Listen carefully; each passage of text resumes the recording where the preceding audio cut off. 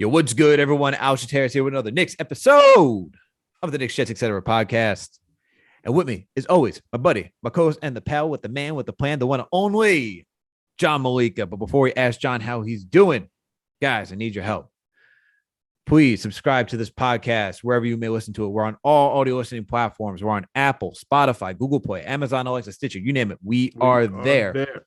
If you listen to us on Apple or Spotify, please make sure to give us a 5-star rating. And if you listen to us on Apple, please make sure to leave a comment.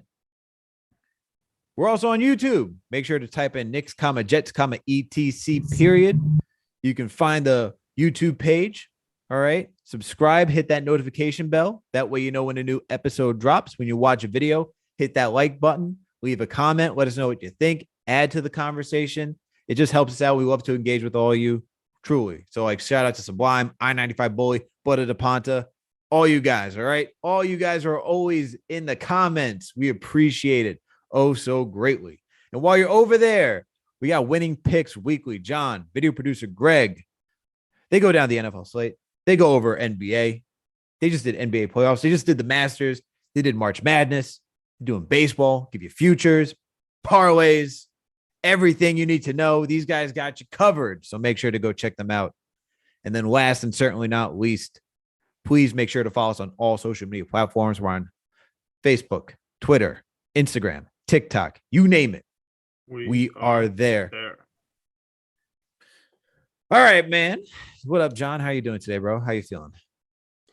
I'm good, man. I'm good. And NBA playoffs about to start. Unfortunately, our Knicks are not in it, but I feel like we're used to that at this point. Big NBA fans, so I'm ready to get this rolling. You got baseball season in full effect. It starts out with the Yankees Red Sox series in the Bronx, freezing outside. I mean, BX baby. I love the Yankees hashtag this year, the Rep BX, way better than Squad Up and Pinstripe Pride. I like the Rep BX.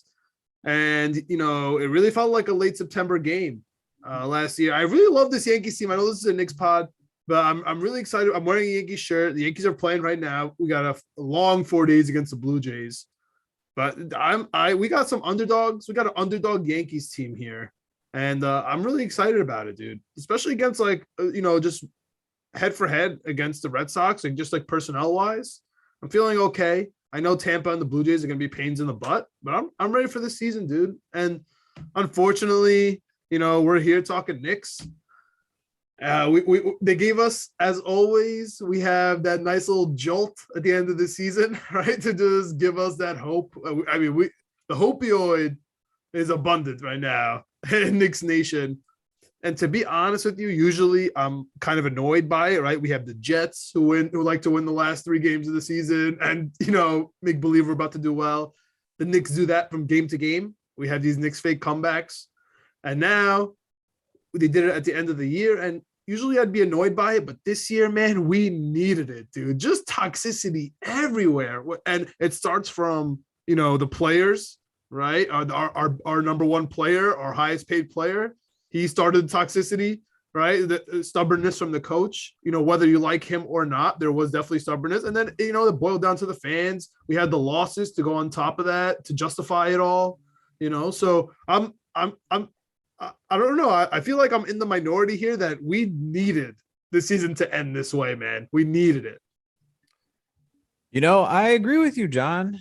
And I do agree with you. I do agree that we needed the season to end this way because it was pretty gross just from what we watched. I mean, it started out great, but then ended great. And, CP said it best. I was on the Knicks fan TV. I was on Knicks fan TV last night for post game after we watched Immanuel Quickley and Obi Toppin both go off to defeat the Toronto Raptors 105-94.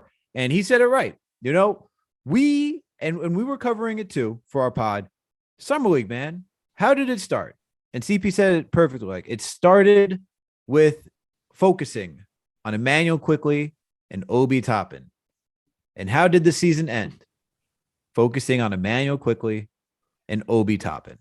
And honestly, it is kind of a little poetic that it started that way because, those two guys were the first draft picks under this full new regime, Leon Rose, right? Walt Perrin, Worldwide West, all of them. and Quickley gave us a lot of hope. First time we drafted somebody in a long time, late in the first round, that came in and was ready to go, right? Obi Toppin was shaky last year. There was faith. He just needs some playing time, somebody to help him. Derrick Rose comes along, gets him steady. Going to Summer League, you see the confidence in Obi. He's playing with more confidence. Still a little bit shaky, but he was playing with more confidence. Immanuel Quickley was getting into that point guard bag, trying to be a facilitator. You started to see him learn, and you saw the investment that Tom Thibodeau was making in Immanuel Quickley by coaching him after the games and being there at Summer League, right? So the fact that we're seeing it now at the end of the season and how they finished the end of the season, dude, I don't know how it's even though the season sucked, right? From the standpoint of like, we had expectations after making the playoffs last season. We didn't make the playoffs. We gave Julius Randle the bag because he was the Knicks LeBron. He deserved it. Yeah, he deserved it. He deserved it. I'm not going to take that away from him. He deserved it. He was like the LeBron James for this team, right? Last season, he got the bag. And then this season, underperformed greatly, right? Not even close. The numbers, the 20, 10, and 5, all looks pretty, but it's empty when it doesn't translate into a lot of wins, and it's not efficient. Yeah, he's the least efficient player in the NBA. That doesn't look so pretty. Yeah, it doesn't. And especially when you got to put him, especially when you put the numbers like with Nikola Jokic and Giannis Antetokounmpo, it's like, guys, chill out. Stop doing this. Well, that's the reason. That's the reason for analytics, right? So when everyone freaks out about, analytics are so stupid, the advanced analytics for the nerds, this is the reason for them, because you could look at a scoreboard and be like, the box score seems like, like Randall and Giannis. Oh, it looks good. Joker. Look, we're okay. We're close. Like, it's not close. And the way to prove that on paper is to look at the advanced analytics. But, and I like your little poetic take, UNCP, the always positive CP, going from, summer, it started with Summer League and ended with Summer League. But if that happens, I mean, that's why we're not in the playoffs, right? If your stars in the Summer League or your stars in your last game of the season, most likely you had a losing season, and that's okay. For sure, it's okay. But the problem is, like you said, the expectations during the middle of that sandwich were fourth seed. And then let's add on to it. Derrick Rose gets injured. Nerlens Noel. No wall. I'm thinking AWOL because he went AWOL, man. Nerlens Noel went AWOL. Man was just injured this entire time. You had Evan Fournier, Kemba Walker that just didn't work out. Evan Fournier came along towards the end of the season. I'll give it to him. Can we stick on Fournier for a second? Because how about that tweet with him and Quentin Grimes? What was the tweet? Oh, so I think there was a chart showing that where Evan Fournier likes to shoot. Who was the best shooter? You know that maps where it shows everyone's effective. I think it was Kingsbury that was doing it. I gotta check the tweet again, but it had Evan Fournier in the corner and at the top of the key. And then he tweets at Quentin Grimes, see, corner fadeaway, and Quentin Grimes responds. That's what I've been saying. What was his response? I've been screaming Fournier fadeaway 3. It was a Quentin Grimes. He's like, if you're fading out of bounds from the left corner, it's automatic. Yes, dude. Yes. Okay. Yo, I did not see that. I'm so happy he told me this. For live reaction. For everyone out there, if you could see that, there it is. We're on the YouTube. And not over on text, because Evan Fournier really got the brunt of Knicks Nation, and it really sucks because number one, he's a really cool dude. Like his post-game press conferences are so genuine. I listened to his post-game presser talking about how he sees what the Knicks are in a game where we're out of the playoffs versus a Raptors team that's benching their 2-star players that's getting ready for a playoff game. And he saw the energy in the stadium, and that has to be different from like the contrast of that and Orlando, like in a playoff run. I'm sure that the Knicks was still louder, and he gets it. And I think that he was one of the players to get really affected by, let's just call it the bad juju within the Knicks this year. I think he was one of those players to get affected by it because his role as a microwave is enhanced when the team is good, obviously, but when they're being positive. You know what I mean? Because Orlando wasn't necessarily good, but if they're all being positive, if they're all playing together, he was fire. And honestly, for the Knicks, I mean, dude, he blew Starks' record for 3-pointers out of the water.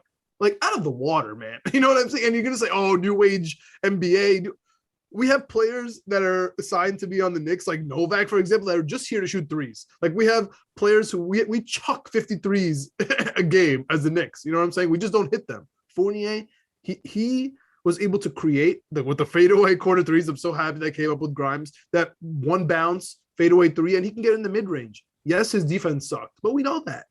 You know, so he's one of my sympathetic characters this year on the Knicks that I honestly feel bad for. Like he showed out. And he did everything we asked him for. He got the brunt of it. He was affected the most by the Randle situation, in my opinion. Like if Randle was good and he was positive, Fournier would have killed it. My other guy is Burks, bro. Burks, bro. He got the brunt of it too. And that's the other thing is that he got the other brunt because he was placed out of position instead of being that off-ball scorer that we're so used to him doing, being that 6 to 8 guy to really be that microwave scorer coming off the bench. And he just didn't, he's another one that gets to be the villain in this, you know, and that's where you put it. This is where it just keeps going down, right? You go to Burks, Fournier, and like I like Fournier now because the contract isn't bad because you just can't have him next to Kemba Walker. That was just bad. Kemba was a bad situation. Doesn't matter who's next to him. Honestly. And here's the thing. In a glass case was bad. That was bad fit. But here's the thing, and Kemba deserved to come off the bench after we lost Derrick Rose, and he should have gotten that opportunity because I think he would have thrived in that with someone like Obi Toppin running the pick and roll, getting him back into it, and doing that. Honestly, and this is where you can blame Tibbs and I think not being creative and how to work that around. 100%. That was his number one biggest flaw, I think. Was a front office problem. And it was a Tibbs problem. Like that was a horrible and a Randle situation. problem. And a Randle problem. Because so everybody, all three phases of the Knicks. I said it on Knicks Fan TV. Randle's my number one target because your team is only as good as your best player. And if he's not going to come out at the beginning of the season and give it his all, like you're not going to go far. You know, when we had those 2 wild losses at home towards the Orlando Magic, and he's not taking Wendell Carter to town, what the hell are we doing? What the hell are we doing here? If you're not, if you're playing the Chicago Bulls and Lonzo Ball is matched up on you, how are you not going down into the paint and taking advantage of that mismatch? This is the thing where he stopped driving and doing. He just changed his game. He changed his game and his demeanor. And that's the thing. So if he's changing, right, and then you have a front office who knows that Tom Thibodeau likes to have a guard that can defend, you go out to get Kemba Walker and Evan Fournier. And the Fournier signing is fine because it came first. But the Walker, and then you say you want the young kids to play and all this type of stuff, that's a you problem, okay? Yeah. That you can't come out here and blame the coach. But I do blame Tibbs for not adjusting. And I'm like looking back on this, and I'm thinking that there are things that he could have changed. Obviously, some things happen later in the season. But trying Kemba Walker off the bench would have helped. You know what I mean? Like, there's just so many things. Like this whole season, like maybe putting Immanuel Quickley at the point guard position because what we see towards the end could have made a difference. Okay, we're on IQ. Perfect. Okay, let's talk about IQ. I love IQ. Last week we had Joe Mellanox from the SB Nation, from the Grizzlies website, and he was talking to us about Tyus Jones and how he'd be a great backup point guard, and he does all the right things. And he said he would be good. Hold on, let me just say. Because he also said he would be a good starter. However, the caveat is you need 4 guys offensively to carry that team and for him to be someone to steady the ship. He's not going to be that the catalyst, but he will help organize it. He can't be a good starter in that way. Yeah, that was a good way to summarize what Joe was talking about last episode. You should check that out if you're interested in the Grizzlies playoff run or Tyus Jones to the Knicks. But on what planet is IQ not better than Tyus Jones? So I agree with you, right? We learned a lot from IQ, especially. So these last games were meaningless. So then you jump to, oh my goodness, Tibbs is a criminal for not starting IQ in the beginning of the year. Look, I understand that I'm the number one person to tell you, especially being a baseball guy also, if you put somebody out of position, like they're just gonna do worse, right? So, or if they're just not sure about their playing time, right? We saw that with Obi too. Like he's scared to make a mistake, and we'll get to Obi in a little bit. But with IQ, he was playing badly. Like he was playing so bad during this year. He had bad shooting stretches, bad turnover stretches, and there's reason to blame. Like if you want to say, oh, that's because he didn't get to play a lot, okay, fine. Okay, but he struggled in the summer league as point guard, and he struggled most of this year. You know what I'm trying to say? So if your reasoning is because Tibbs didn't play you, then okay. But I think the reasoning is he just needed more time. Like it took him 60 games to be good at point guard. Okay. You know what I'm trying to say? Like that makes sense to me. You know what I'm saying? So I don't necessarily think that if he started playing point guard at 25 games, he would have done what he did in the 82nd game of the season, or, you know, the 78th to 82nd game of the season. That's my point. So we touched on it for a second, and Burks, right? Because this jumps right into the Burks conversation. Burks is a sympathetic character. And I know people want to shut off the podcast already and already want to skip to the next video of YouTube, right? Because this is the guy, right? With Tibbs as a criminal, why are we starting Burks? Even when the season was over, we should be starting IQ.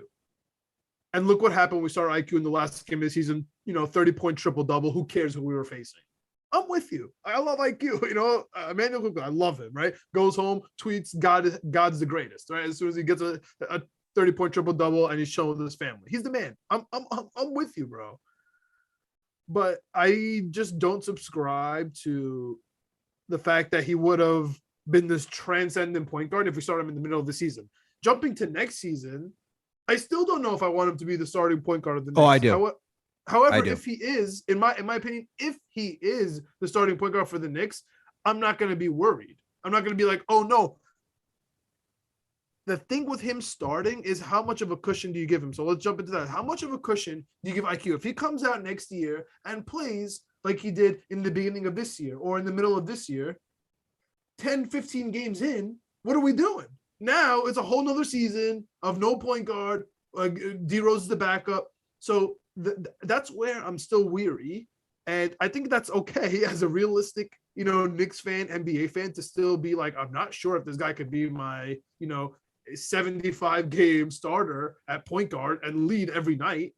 But I do believe in him, and I do see the progress. But I'm the point. That's my first point. The second point is I don't think that Tibbs really hindered him by not starting him in the middle of the season when he was struggling. Honestly, it could have been worse. It could have ruined IQ. You know what I'm trying to say? Like, you play on the Knicks as a starting point guard and lose 50 games in a row. You know what I'm trying to say? Like that could be horrible for you, for your fans' perspective, and for your confidence.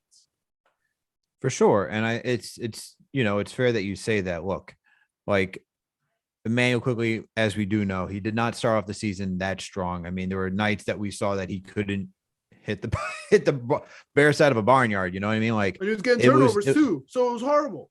Yeah, no, for a while, like he was struggling mightily. Okay, mightily. So I totally understand what you're saying, where it's like, oh well, what if we started him then? Could it have been different? Could have, like, it's like maybe not. I wouldn't really subscribe to that as well either. You don't know how things would have played out if we play all these hypotheticals. If Tibbs started now and all he needed was playing time. I mean, I don't really.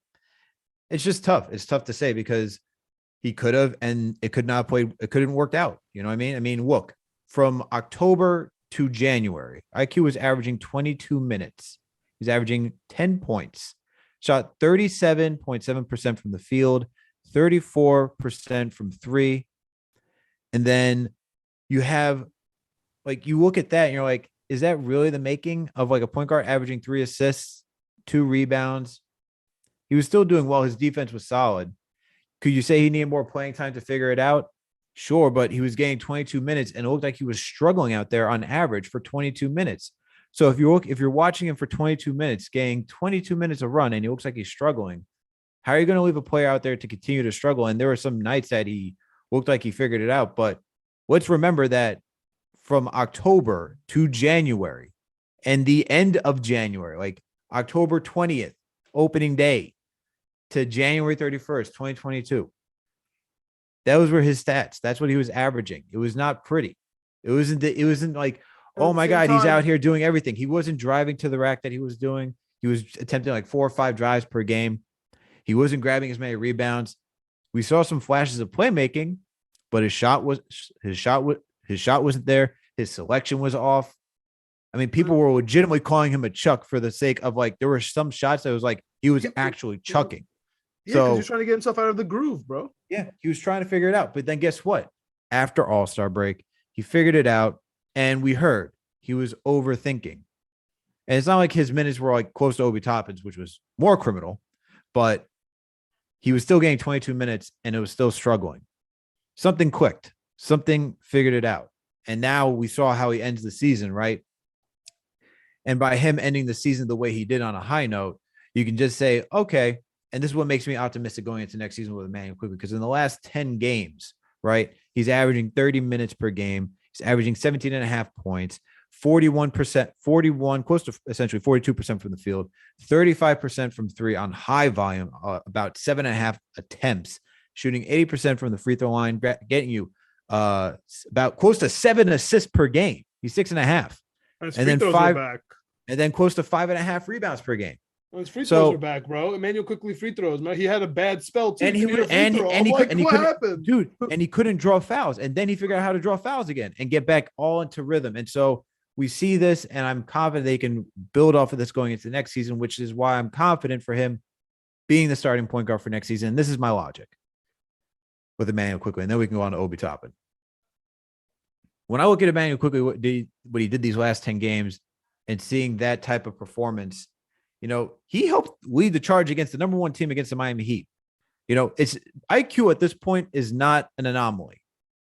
They saw him last season. They game planned for him last season. We saw that rookie wall last season, and he came back out, and you still game plan for a guy, regardless if he's going through struggles, because the fear is if he starts going off, then you're not doing your job. So he came back, performed well against them. We saw the end of the game where he goes off. And it's not even the fact that he goes off. You just saw the confidence, the way he's able to orchestrate the offense, the shot selection, the drawing the fouls, grabbing the rebounds, changing pace, whether it's him himself. I can't forget what he did Friday night against the Washington Wizards. He brings the ball up court. Instead of going 100 miles an hour, he drops that thing down to 20 and then does a Euro and finishes with a layup. Finger roll. That's the type of shit that is just like, is very encouraging. And I'm saying he should go into next season being the starter because, look, as much as I like Jalen Brunson, as good as it sounds with Tyus Jones as being a steady hand, these are guys that you have to trade assets for to bring them in here, right? And you have to pay them. Mm-hmm. Immanuel Quickley's on the roster on a rookie contract. Yeah. If you think, and I'm not saying Jalen Brunson is going to be an answer, Tyus Jones isn't going to be an answer. You can even look at Malcolm Brogdon, who you can guarantee 20 to 30 games he's going to be out for this season, right? You can guarantee it. I don't know when, but I can guarantee it. And then if you want to talk about Colin Sexton, another guy you'd have to trade and sign for. And there's questions on, is he actually enough of a point guard to initiate an offense, right? Mm-hmm, mm-hmm. We just saw Immanuel Quickley facilitate, get his shot selection, do all of these things. He's on a rookie contract going into his 3rd year being a Knick, homegrown talent. After what I saw over the last really month and a half post All-Star break, I would rather run it at this with Immanuel Quickley as the point guard than give up assets to go figure that out. And I'd rather, since none of these guys are really going to be that word franchise altering point guard, because none of them really are. And I feel like you could still trade for any of these guys at any point. Doesn't matter where they go. It just depends on the offer you have to give them, or someone else comes up that's more interesting than what we see at this point. It's only now that we're looking at these guys as available options because they're free agents, right? But there's always that what trade that we don't know that a team makes. So with that being said, give me Immanuel Quickley going into next season as a starting point guard. And if we really wanted to figure it out, if he was a point guard or not, we should have done it after the All-Star break and figured it out. I get that it's a head coach. I know you're going to say it's a head coach who wants to win and he's focusing on winning and he's going to do what he thinks is best. I get that. I did. But it's not to say that, oh, you're stupid and he's the head coach and he's smart. Yeah, like, no, it's not saying that. It's not I'm not saying that. I'm not saying that I'm not saying that Tom Thibodeau knows everything, because obviously he didn't, right? We can express that. But I get why, like mentally, I understand his thought process. I don't agree with his thought process, but I understand what was going through his brain to not go with Immanuel Quickley. But also on paper, I mean, you literally went through and mentioned all of IQ's stats leading up to the All-Star break. And what you didn't mention, and why we really got into the IQ, conversation, is because Alec Burks, the guy that he was going to start for, was the most efficient player on the Knicks. Like, not only are you going to bench the most efficient player on the entire team, but he's playing the position that you need the most. And he's out of position. So the man is doing on a really cheap contract, honestly, for what he's doing for the Knicks, like being the most efficient player, taking the brunt of the Knicks fans, right? And he's the most efficient player. Like, is there anybody that has to go through that? Like, Elfrid Payton, he deserved what he got from us because he played and he stunk, right? Alec Burks, he's playing and he's doing okay, at least on paper, right? I understand that he was making blunders. He won us a bunch of games and we'd be like, oh yeah, whatever.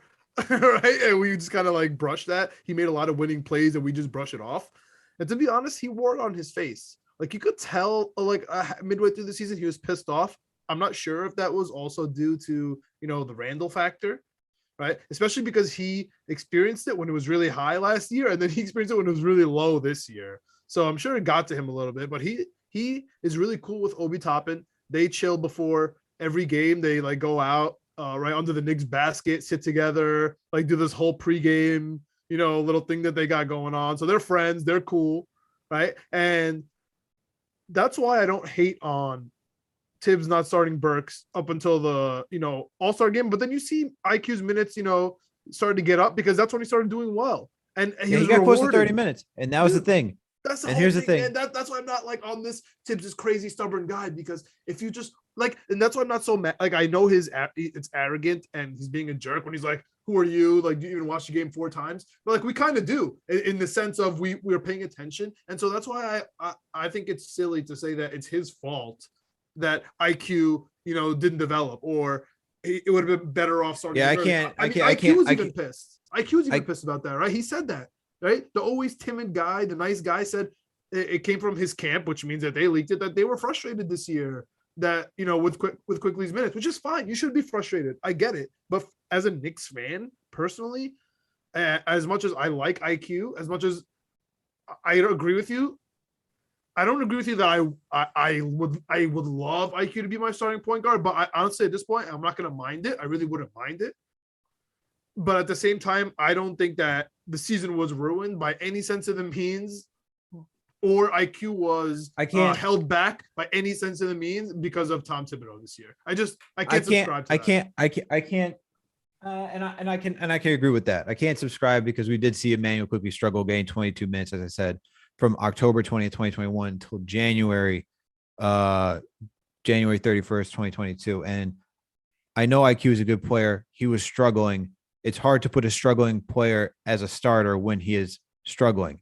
That does not change that on a struggling team. But that does not change the fact that I said we should probably go with Immanuel Quickley as a starter after the All-Star break, because we should be evaluating the talent on this team right now, because going into next season, you have to make some decisions, right?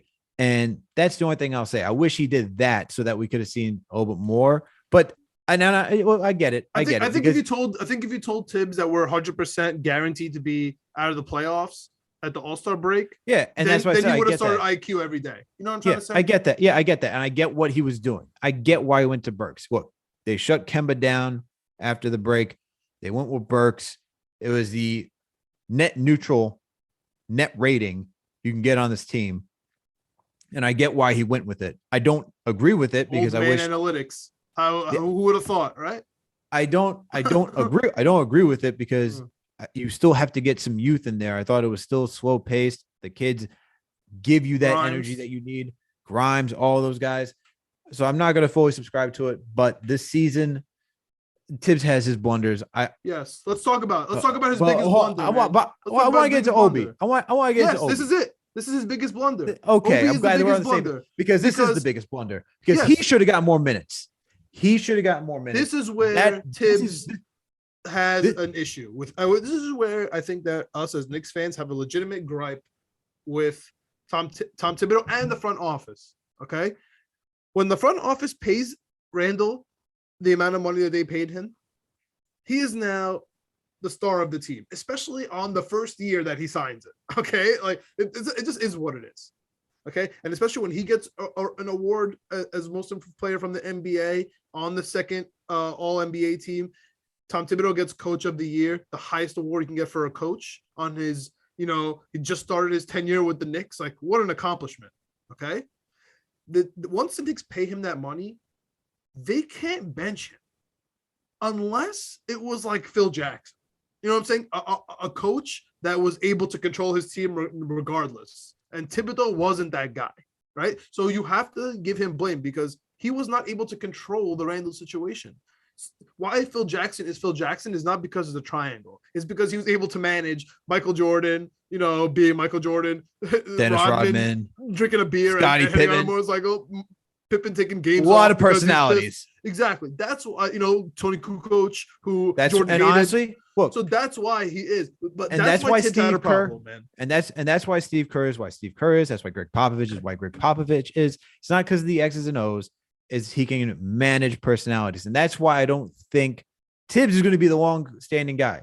I just don't agree with firing him after year 2 because I don't put all the onus on him.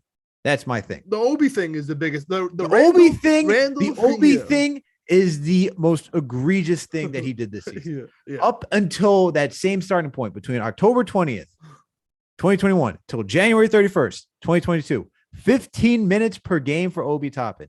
But we saw at the beginning of the season how energetic he was, how confident he was. There were stretches where he was just on a tear. And then you bench him to bring in a struggling starting unit. This is the stuff I cannot accept. That I can't subscribe to. That is a blunder. That is a fuck up. That is everything that you could possibly say that is wrong with Tom Thibodeau.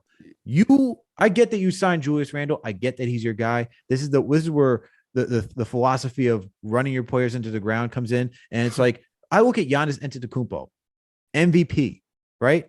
All these things, just won a chip. He averaged 32 minutes a game because they're thinking about keeping him fresh for postseason, for all 82 games. You have youth. You have young legs. One in the name of Obadiah Toppin, right? Use him. The man is legitimately a gazelle when he's out there. Unlimited energy. Unlimited, as Mr. Russell Wilson would say. But you want to bench him because Randle is Randle for come on, guys. I can't. That one I can't. I'm with you. I'm totally with you. We saw what he did in summer league. We saw the confidence. He was even good in summer league, and not I get it. I mean, he was bad. He was bad in the beginning of this year. He was shooting 20% from 3. But you know what? 15%, something even lower. But guess what? He was still giving you something that this team desperately needed, which is being out in transition, a high pace, and just leaking out in easy buckets. This is a team that wants to grind it out, but they cannot grind it out. Okay. You can't go to Julius Randle for isolation on a night-to-night basis and then watch it just fail. It's like, I mean, that's what happened in the playoffs. High success rate. What bothers me the most is this, the whole year's an extension of the playoffs. After game 1, this is exactly what happened every play, and it never changed. It was just isolation and ball, stagnant. Everybody's pissed off. And here's the thing. Here's the thing. You look at Obi Toppin's stats from Summer League, and I get you can say, well, it's only Summer League. But we saw a step in Summer League. He was averaging 21 points per game on 18 field goal attempts, 44.5 from the field, 34% from 3 on 6 attempts. So it's legit. He's not shooting college. Sure, you're playing against younger guys, but we also saw Scotty Barnes take him out to lunch during Summer League Barnes, too. Rookie of the year. But then we see him get his vengeance back dropping 43. Yeah. You know what I mean? So yeah, end of the game, whatever. But end of the season, last game of the season, whatever. But you saw that there was actually something there. Dude was averaging 8 rebounds per game. The assists weren't there. He's up to 3 assists to end the season. but I'm proud of his within percentage. the last 10 games, but like the proud of his percentage, full percentages, man. but the That's the percentage number is one there. thing that like stands out. So with that being said, like it's not that like we could see this coming. He just needed time, but he didn't get time in the beginning of the season.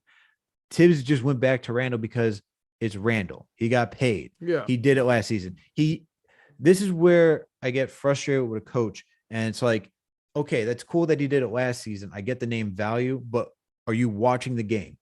You can't just let him try to figure it out. And the eye test says it too. Like the first unit just doesn't have it. And there's times where you could stagger. Just figuring it out. You just have to get this kid more minutes. You just have to get him more minutes. This kid is producing for you, and you don't want to get him more minutes. Yeah. This is the most egregious part. I don't want to Yes. I want all the kids to play too. They all show grit. They all show that they can play. Obi being the number one issue with me though, that he only got 15 minutes and then he gets to end with what we see. And it's like, oh, so you're telling me this kid gets playing time and he looks good and he can do all these things, right? And it's like, this is not a shocker. We saw this in Summer League. And not saying Summer League is going to be the transfer, but it's a second-year player in Summer League. He's older though.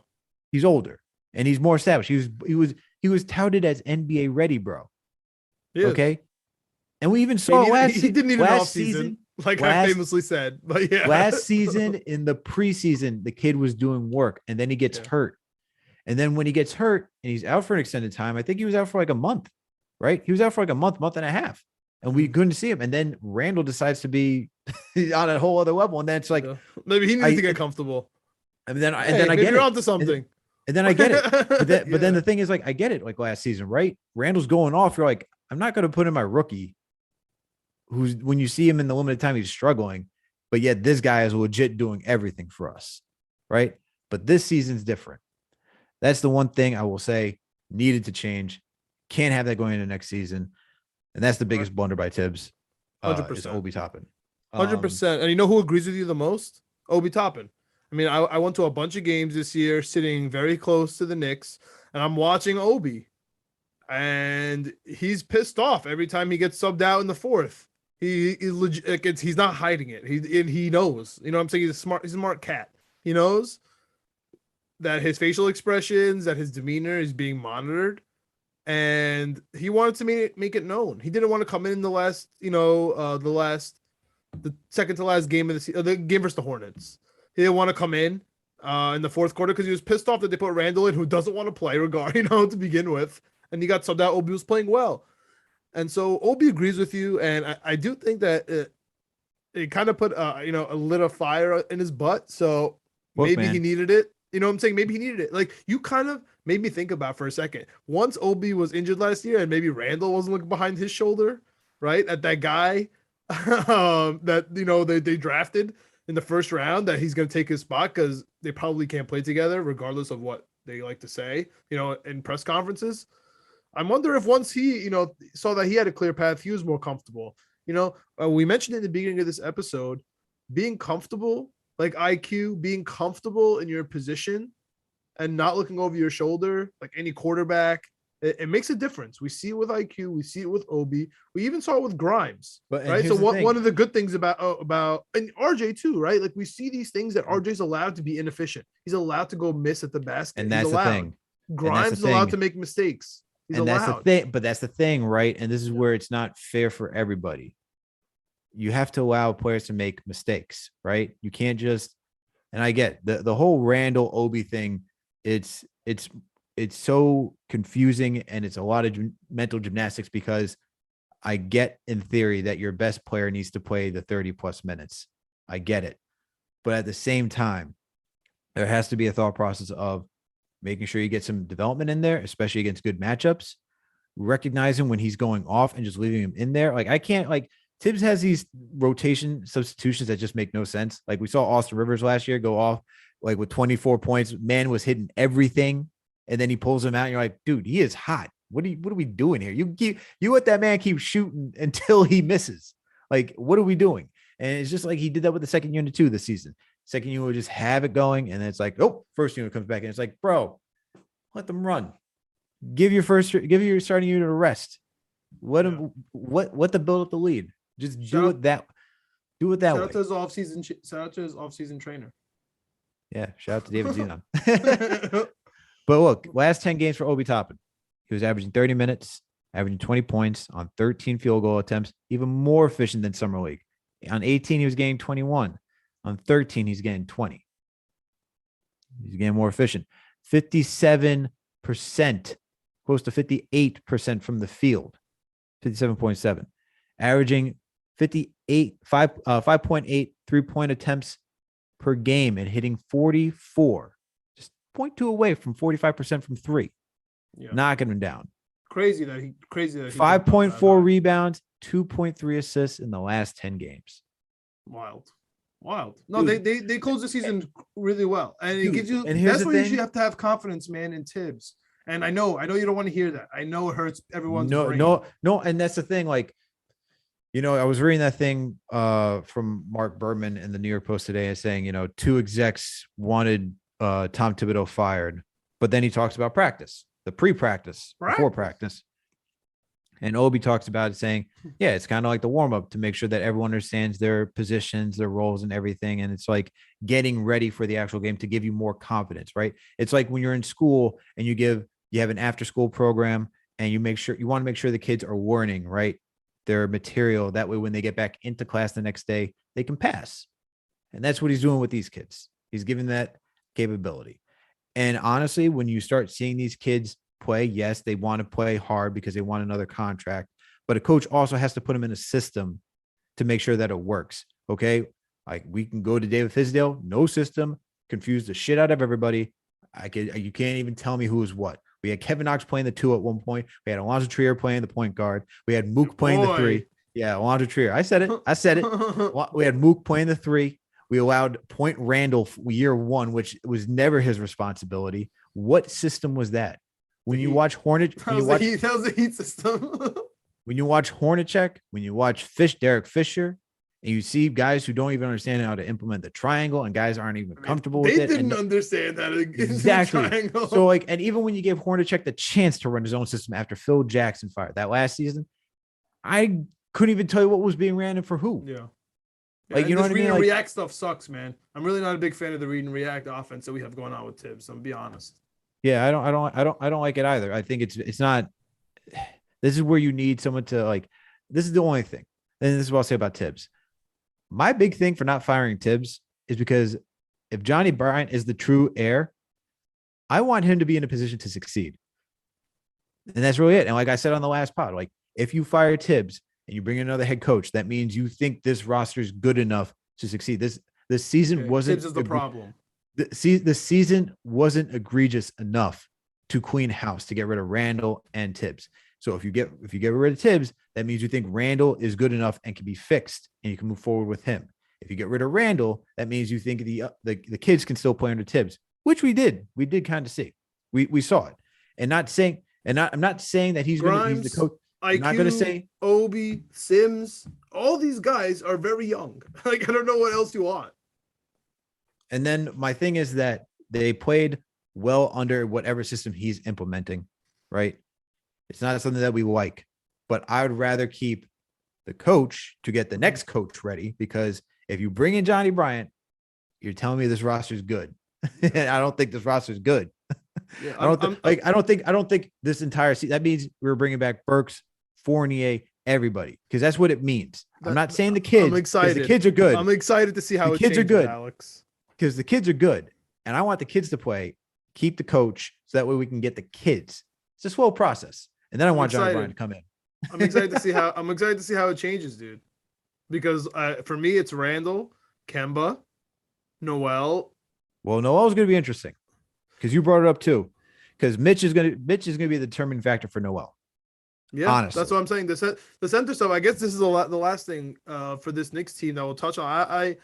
I don't think that Tibbs really made any blunders there. I think he kind of got screwed with Noel being out. Mitch is obviously limited to half the centers in the league. It's just the truth of the matter, and he's limited offensively. I don't know if he knew what he had in Jericho Sims, our starting free safety. I don't think the team knew what they had in Jericho Sims, which is why they gave him a two-way. You like, he's a beast, bro. He's a 58th pick. Like this is the this is where Mitch Robinson was a second round pick too. but he was a high second rounder. There's a difference. So based on, I can't remember how it works, but your first rounders are guaranteed a contract.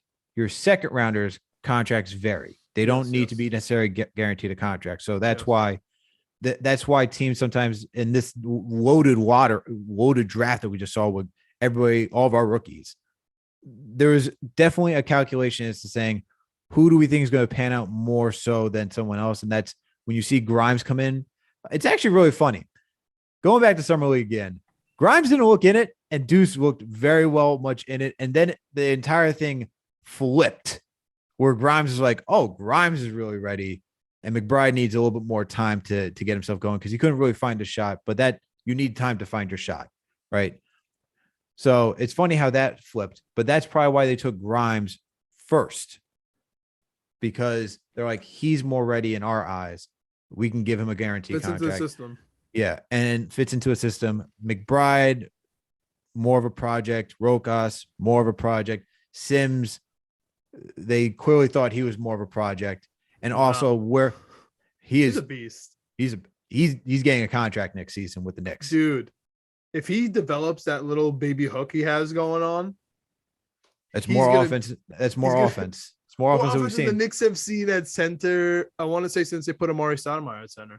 Honestly, I'm not even joking. That would be probably the last time. That would be unbelievable. The way he jumps out to half court to make double teams, makes it back, and then literally jumps as if he's dunking the ball to get a rebound. Like, that makes a huge difference, man. It really makes a huge. It also makes teams not want to go for the rebound. Like, you know what I'm saying? Yo, like, he jumps, bro. He's strong. He's a beast. Strong. He's gonna be really good. I'm very curious to see what goes on with Mitch. I wonder if he's gonna be shipped in some way, shape, or form with a sign and trade. Who knows with what team? I wonder if they'll just let him walk in restricted free agency if someone throws a crazy contract. This team has to consolidate, right? Some picks, and I'm wondering. Joakim Noah is off the books, though. We could afford a center now. Merry Christmas, bro. Look at that.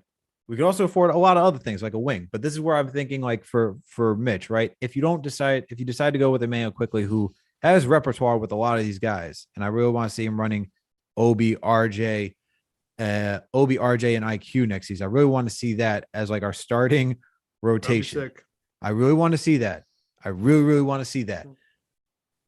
The question is, if you don't bring back Mitch and you do a sign and trade with him, do you upgrade instead of at the point guard? Because if you're going to go with Immanuel Quickley, do you go hunting for a wing? It also depends on what Randle's going to bring us. Like, Randle is a huge asset. This is where I'm saying. Like, that's what I'm saying. If you're consolidating, right? If you're consolidating, like, I don't know what. I honestly don't. Like, here's you can't attach Mitch with anybody. It's a 1-for-1 if it's a sign and trade. Thank you for bringing that up. I'm just thinking though, like, what could you like? Sure, you don't have to do it all in one package, right? You could finesse that and be like, look, we can do the same deal twice with the same team. No one can stop me from doing that. It just can't be in the same package, right? Yeah. So I think it's semantics, but hey, that's what attorneys do. We think of semantics. I'm wondering if you could like propose to a team like, hey, you get Mitch in one deal, then you get Randle and whatever else in another deal, or do you have something else in mind where, like, I'm not saying you, but like, how do you just package a lot of these assets together and like, how do you make a player more enticing? That's the whole thing. That's the whole thing about the NBA, right? You know what I've been seeing out there? You know what I've been seeing out there, and you'll like this one. I've been seeing this on the Twitter streets. Julius Randle for your boy.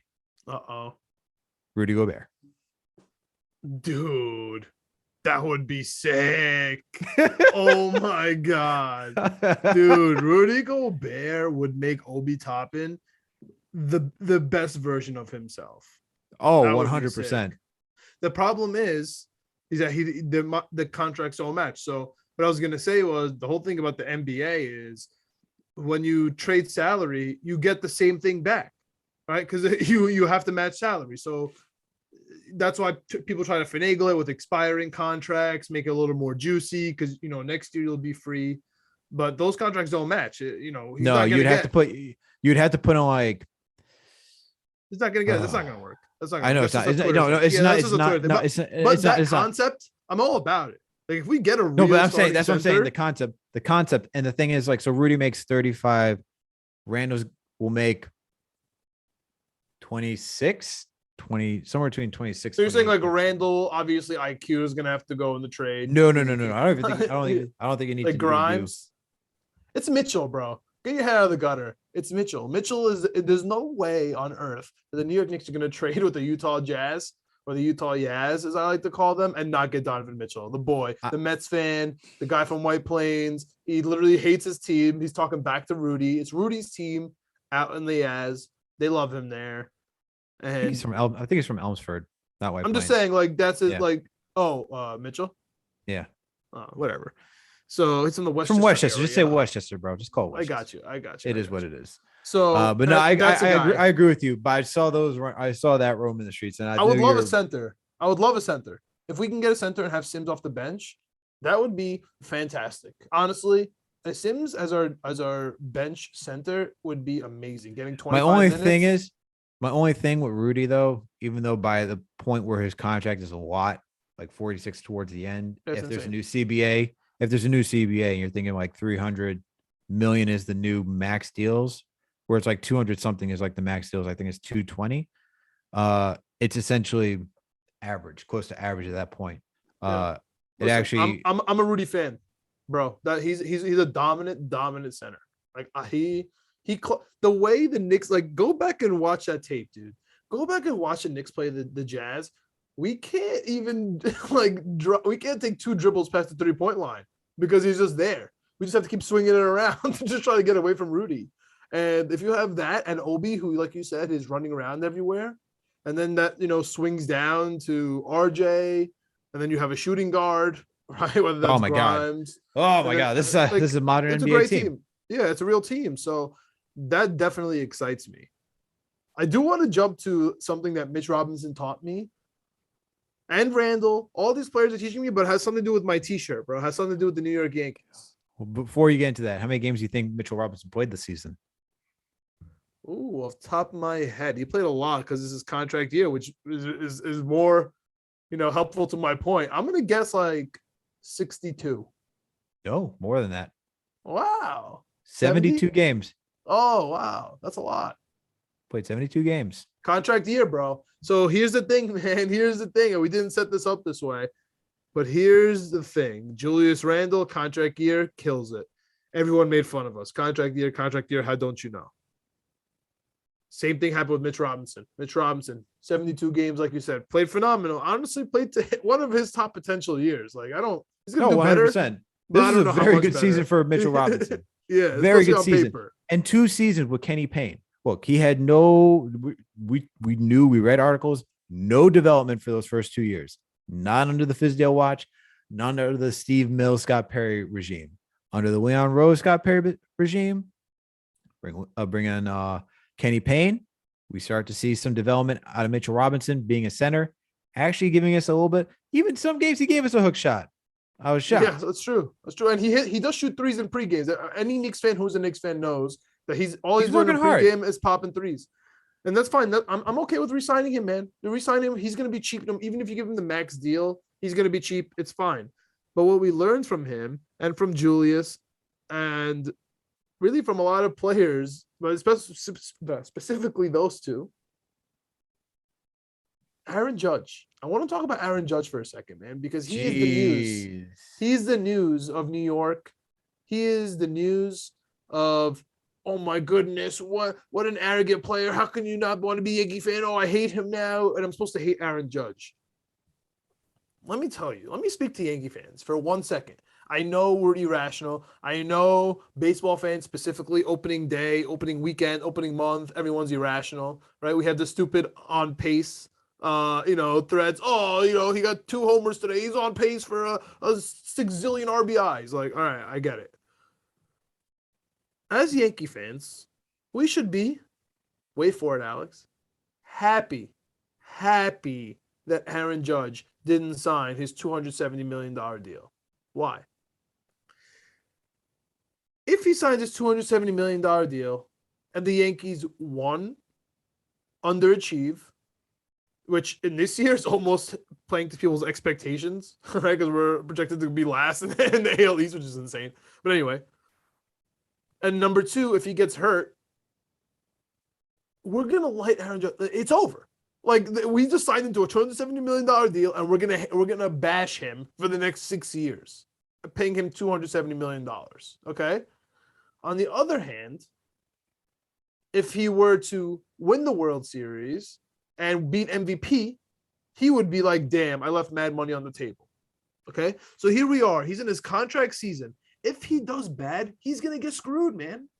He's going to screw himself if he does bad this year. And honestly, it's going to work out for the Yankees. We're going to be able to sign him for that $270 million. He's going to take it. He's going to be like, bro, I'm a free agent. I did bad again another year. I can never stay healthy. I'm 31 years old. Like, it's time. I'm just going to sign this contract, be a Yankee, maybe even be a captain. Okay?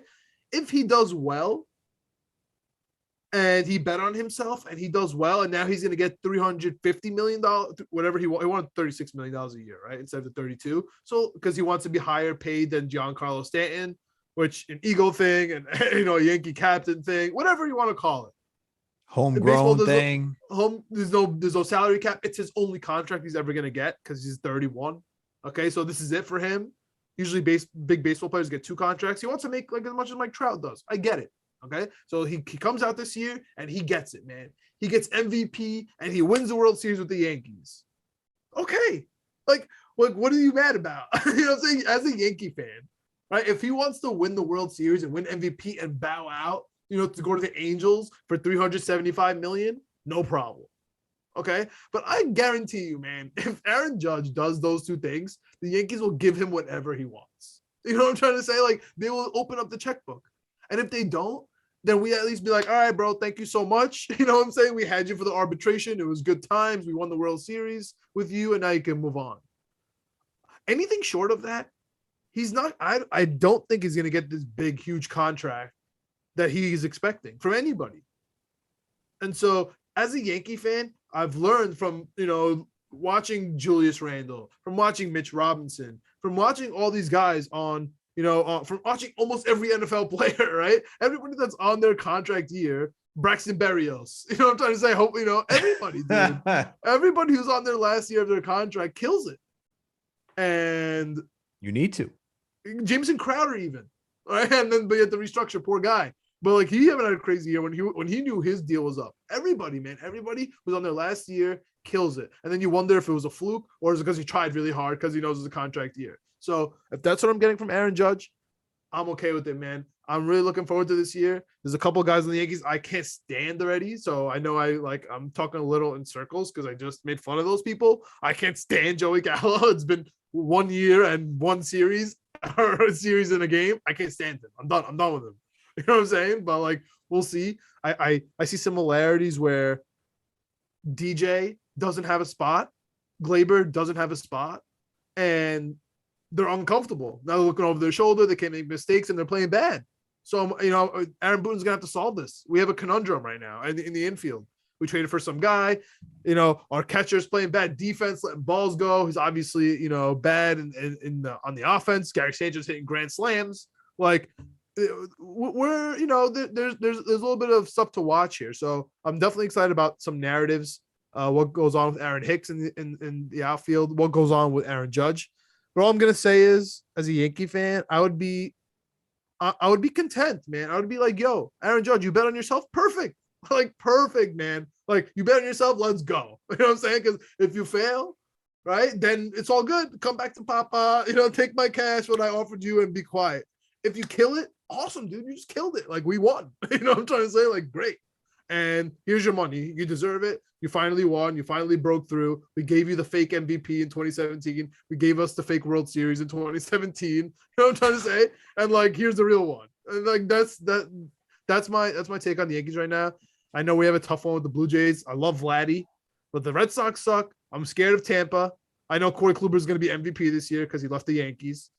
But I'm just from a Yankees take. The Knicks season's over. All right, I want to trade the draft pick. I'm excited for the lottery day for the Knicks, but I just want to trade it, bro. Take that with Randle and give me somebody real. All right. And Wait, whoa, hold on one second. Hey, yo, if we get Johnny Davis. By the way, dude, just, did Wisconsin win? If somebody wants, if a superstar team wants Randle and the pick, if it's for a disgruntled superstar, bro, sign me up. Sign me if the it's hell a disgruntled up. superstar, sure, but I'm Sign not me just up. throwing Julius Randle away in a pick. No, like a top tier player, top tier guy. Like, yeah, if Mitchell's on the table, if DeRozan's on the table because the Bulls suck and I was right. Sorry. If any of these things happen, if the Spurs flop out and they want to trade Dejounte Murray, if Denver wants to make a move, my first round pick for the Knicks is on the table, bro. Just take it. Like, with Randle, it is attached to Randle. Like, let me know what I can get. All right. And on that note, I didn't know I was going to get a Yankee spiel today, but hey, we got a Yankee spiel. Bro, I've been listening to a lot of stuff, man. I mean, they're on my mind every day. They control my schedule now. Every day, 7:05. There is a screen on, no matter what I'm doing in life. I'm jealous. And you got to get the Yankees going. The rhetoric is out there. I'm back on my. Honestly, dude, I felt it's a 1-year anniversary. Shout out to the JJ podcast on Spotify, the New York. I'm back, dude. He's the only guy every day comes out with the Yankee stuff, like series by series. Like, I'm back, dude. I'm so back into baseball. I'm so back into the games. I felt like September out here. Where's Fenway? The Knicks are done.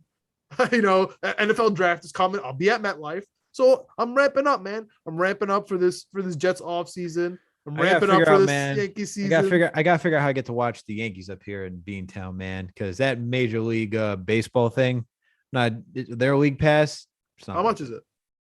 It's too much. Really? It's not even worth. It's too much. Yeah. Not worth it. Yeah. Not worth it. Tough. I remember living in Massachusetts, signing into my YES network with my family's stuff to watch it on the road, and then I'd be really excited when the Yankees Red Sox were in town, but then I end up going to the game, so I never watched like Yankees Red Sox on TV. I gotta make it out. Gotta make it out this season. Shout out to Shukri Wrights, though. If you're listening, Shukri, shout out to you being the play-by-play guy, being a Yankee brother out here. You know what I mean? Like, he's out here watching, bro. Bruins, Celtics, everything Boston, but then jumps to the Yankees, and he is in your face about it. So shout out to him, man. Shout out to him taking the brunt of Boston. He's a Patriots fan, disgusting. Shout out to him though for wearing those. We still got the best quarterback. It's all good. We still got the best quarterback. And on that note, we're leaving on that. Josh Allen. But yeah. No, I'm not talking about division. I'm out of the draft, bro. Our draft. Oh, 100%. 100%. I'm not Josh Allen, obviously. I thought just talking about the division. Sorry, I'm just talking about between the Jets and the Patriots, bro. Listen, bro. I'm sick of the Patriots. They suck. Their offseason sucks. Okay. I'm sick of the Dolphins and Tom Brady wanted to buy them and play for them. I'm so sick of this crap. I'm so sick of the Von Miller going to the Bills for 3 years, $1 zillion, and all of a sudden they're gonna win now. That one's insane, and they have Crowder. I'm so sick of our division, bro. I'm ready for NFL season. The AFC East is like give me to the draft, bro. The AFC East is like the X that just hops around with everybody in your friend group. That's gonna be a hell of a division. I really hope we win our first game since Joe Douglas game. But this is the Knicks pod. Gave you some Yankee stuff. This is the Knicks pod. Thanks, John, for the Yankees update. And I agree with it. I agree with that whole Aaron Judge take. Let him work for it, man. Look, we've seen it happen, right? We see. You know who's the best example of that? Joe Flacco. Elite. All because he won the Super Bowl, bro. He bet on himself. Great. You bet on yourself win the Super Bowl, bro. If Aaron Judge wins the Super Bowl, I'll contribute to the fund, bro. Like, let me know. Like, where do I sign up for dude? If October, I was projecting a little bit today. If it's NFL, a little bit, you do this every day. NFL playoffs, not NFL. The Jets. My God. If the Jets are doing well, in October, right? If we're not out of the season by October, which I hopefully is not too much to ask, right? That's just 6 weeks into the season. If it's not over, if the Yankees are in the playoffs, all right, the Knicks regular season, and the World Cup is going to be ramping up because it's in the winter this year in Qatar. My brain's going to explode. College football. Oh my! I am ready, bro. Aaron Judge. It starts with Man's you. flustered. He Starts can't with even get you, his bro. words out. Christian Pulisic. Yo, I'm gonna get into World Cup mode very soon. So like the EPL this week with Man City and Liverpool fighting, dueling it out on Sunday. Yo, things were wild. Mo Salah trying to get his new contract. Things are happening right now in the soccer world. How do you feel that you have two teams you get to root for that have a Salah? Salah for life, bro. Salah for life. He better resign Liverpool. Oh man. And now on that note, thank you everyone for tuning in for another Knicks episode of the Knicks Jets Etc. podcast. You know what to do. Please make sure to subscribe. We're on all audio listening platforms. We're on Apple, Spotify, Google Play, Amazon, Alexa, Stitcher, you name it. We are there. If you listen to us on Apple or Spotify, please make sure to leave us a 5-star rating. And if you listen to us on Apple, please make sure to leave a comment. We're also on YouTube. Make sure to find the page, Knicks, Jets, etc. period. Subscribe, hit that notification bell. That way you know when a new episode drops. When you watch a video, hit the like button. Leave a comment in the chat. Even if you hate our Thibodeau takes, we all get it, guys. It's all good. Even if you hate our we still love shorts, you guys. Don't Sublime, worry. We're sorry, bro. We're working on it, bro. We're working on it. Stick with us, worry. dude. Don't worry, man. Stick with us. We love all you. We love the interactions. It's all good. All right. We know what it is. While you're also over there, we got Winning Picks Weekly. John and video producer Greg. They usually go down the NFL slate. They'll talk about baseball, basketball, anything. They give you the playoffs. They're going through the regular season, the futures, parlays, prop bets, everything. They'll discuss it until they turn blue in the face. Alex, are the Spurs going to make the playoffs? It's a big bet. They're playing, right? Yeah, they're playing, right? It's a big bet. Who are they playing right now? They got 2 games they have to win. I know they got 2. Who's the first one they're up against? So it's Minnesota versus the Clippers. Yeah, right? That's right. It's Minnesota and Clippers. That's tomorrow. I was just checking the schedule. Yeah, that's tomorrow, and you got the Nets and the Cavs tomorrow. And then who's the last? Who are they playing then? Are they playing? So then we got the Spurs versus the Pelicans after the Hornets versus the Hawks. Spurs and the Pelicans. Spurs and the Pelicans. So the Spurs have to beat the Pelicans, and then they have to beat the loser of Clippers Minnesota. I think they can definitely beat the Pelicans. I think the next round they're going to make it. The loser of the Clippers versus Minnesota. I think Minnesota will win that game. I think Minnesota will win it. Clippers will be more of an even match, but this whole Kawhi Leonard talk, I'm not too sure. And they already got PG-13. So okay. Yeah, I don't think that's good for. So you have Spurs beating the Pelicans and losing to the Clippers. Okay. And then in the East you have Cavs versus Nets. Oh yeah, it's going to be a Nets taking that one. Nets taking that one. So who's going to win, Hornets or Hawks? Which I think is the best game of the play-in. Ooh, that's going to be a fun one. Give me the Hornets. Okay. So then we have Hawks versus the Cavs for the last spot. What do you got? Cavs. Okay. All right. A little preview of Winning Picks Weekly from the Tratacaster. There you go. There you go. And on that note, guys, don't forget the last thing. We're on all social media platforms. We're on Facebook, Instagram, Twitter, TikTok. You name it, we are there. Thank you, everyone, for tuning in for another Knicks episode of the Knicks Jets Etc. podcast. We out. Let's go Knicks. And let's go Yankees.